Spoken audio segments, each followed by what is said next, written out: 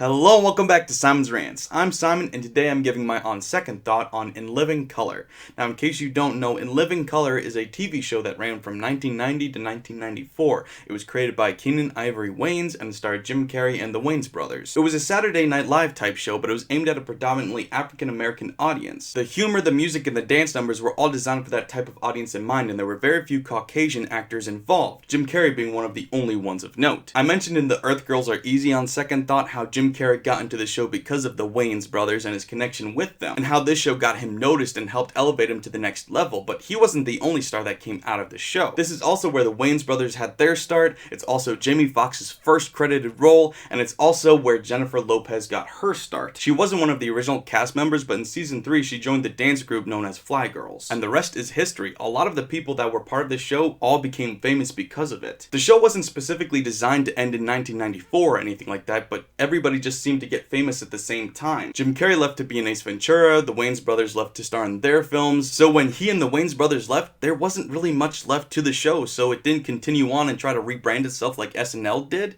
It just kind of stopped. That's not to say that it wasn't as successful as SNL though. It may have only lasted 4 years, but for those 4 years, it was just as successful as SNL in every way. And that's shown by the fact that so many people misremember Jim Carrey being on SNL. He wasn't ever a cast member. But both shows were very similar in concept and equally successful at the same time, so Jim Carrey and Adam Sandler and David Spade were all big names at the same time doing essentially the same type of comedy. In fact, after Chris Rock got fired from SNL, he actually joined In Living Color briefly. All that to say, the show was really good. You can't really compare it to storytelling TV shows that have an overarching script to it. It's not like that at all, it's sketch comedy. So in order to judge it, you have to see how funny it is in each individual episode and see how consistent it is across the board. And it is extremely consistent. It's hilarious in almost every single episode. There's so many memorable characters, and I would argue it's actually even better than that era of SNL. Both shows actually have the exact same rating on IMDb, so it's not that far-fetched. It didn't benefit from having the long-lasting history of SNL, but it benefited from a bunch of young, hungry talent that had no other break. Like I said, Jamie Foxx got his start here, Jennifer Lopez got her start here, the Wayans brothers started here,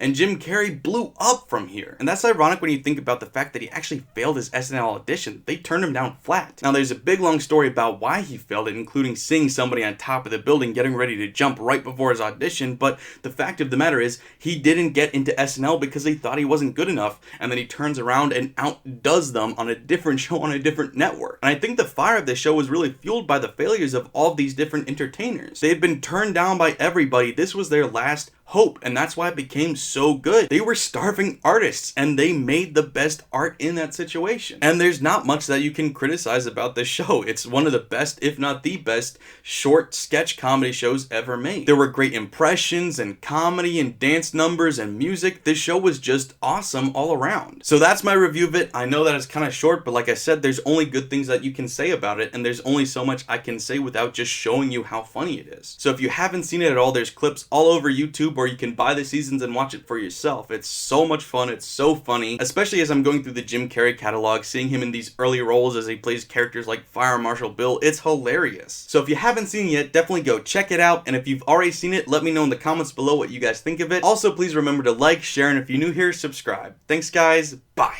I know what you're thinking. We're all perfectly safe in this classroom, right? Right! Wrong! Just about everything you see in here is a potential hazard. Let me show you something.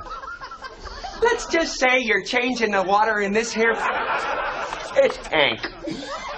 And you accidentally fill it with gasoline, like so. Later that night, the janitor comes in. There's a power outage. He lights himself a match and... oh!